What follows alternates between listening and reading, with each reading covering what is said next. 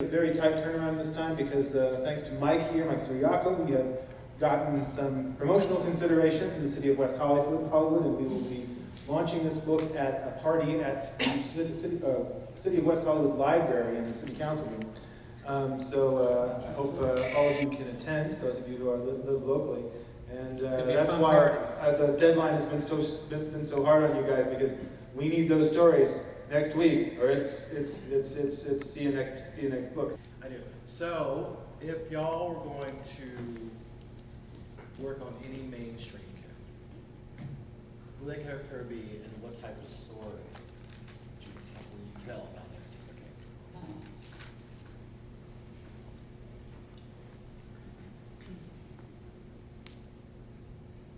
I know I definitely want to do Rogue. This is what I always wanted to do with Rogue. I always wanted to do a what if she absorbed the Phoenix Force, but just timeline-wise, I guess, because you had Jean die at this point, and then like about a year later, you had the Brotherhood come in, so I guess it would have to be Mystique pushing up her timetable, and somehow Jean being there to stop the assassination, she absorbs her. But yeah, I've always wanted to do that story. I just haven't been able to figure out the timeline yet. Also, Marvel hasn't asked me yet. Ain't that always the way? Yeah, right. Just those two factors, just that. So it's no secret that probably most of us will not get that chance to work for Marvel or DC and make Marvel or DC money, but we have make Disney money. Let's be honest. For Disney money, sure, it gets Disney money now. Yeah, that's right. So fuck Trump, fuck Disney. We're keeping score. We're here in the house. They're right next door. Yeah. We're going out in fuzzy cartoon handcuffs.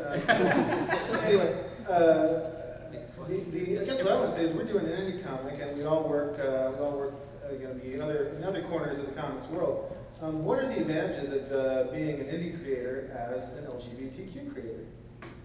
Anybody? Well, right now, mainstream comics are kind of shitty. I don't know if anyone's noticed that, but it's at a nadir. It's kind of like how it was in the late 90s after Marvel went bankrupt. So honestly, I only read indie comics because they're only really good. Yeah. Like, they're only interesting. Everything else is kind of crap. Mainstream comics are not really, if you really read it, which probably the latest one that I read, which was really interesting to me, was Venom, how the origins of Venom, how the symbiotes came out of the, like where they came from. But the rest, it's pretty generic, and it's just basically you don't have to think about the storyline. It's just the hooks are already been there. You know, like you read it and you're like, oh, okay, I think I know he's gonna die. Like I know that Wolverine's gonna die. I know that they're gonna bring him back because he's Wolverine. Yeah. When I first exposure to gay people, do you remember Living Color?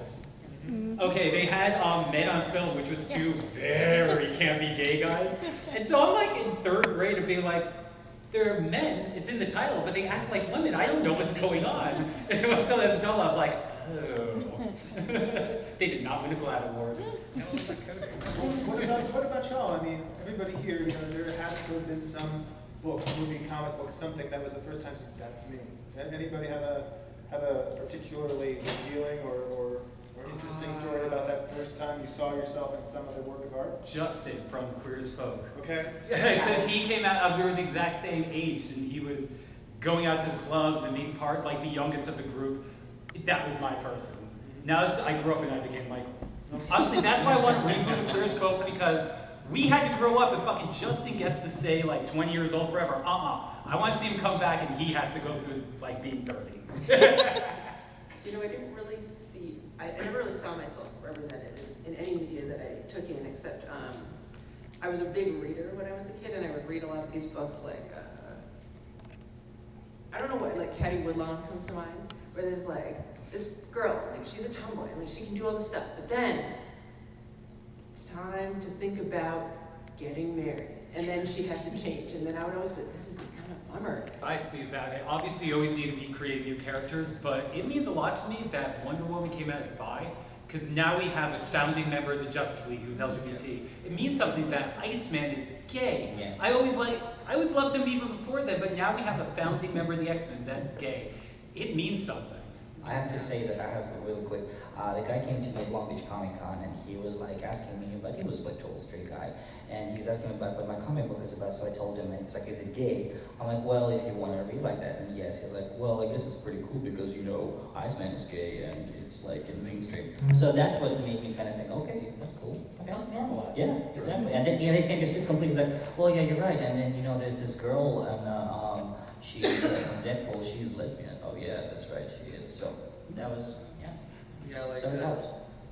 not to meme on y'all, but like, porque no los dos. Much like Milo, like, I never really saw myself in these characters growing up, but I can appreciate what it means to people who did. So it's like, yeah, root for everybody.